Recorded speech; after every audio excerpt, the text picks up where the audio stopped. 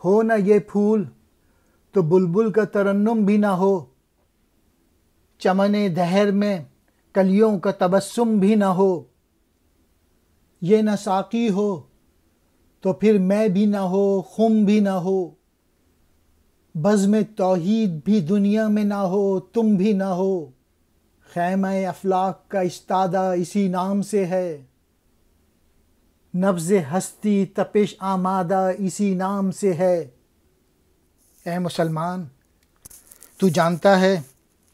اگر حضور صلی اللہ علیہ وآلہ وسلم نہ ہوتے تو دنیا بھی نہ ہوتی، کچھ بھی نہ ہوتا،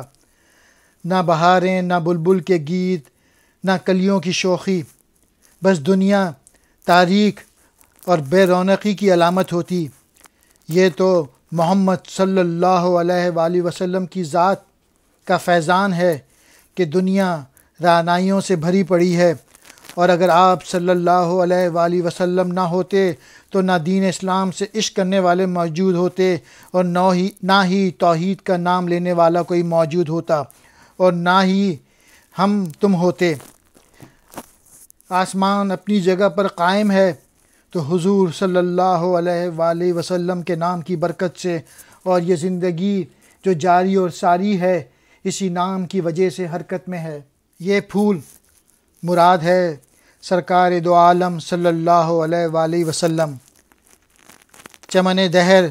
دنیا، ساقی کہتے ہیں شراب پلانے والا، خم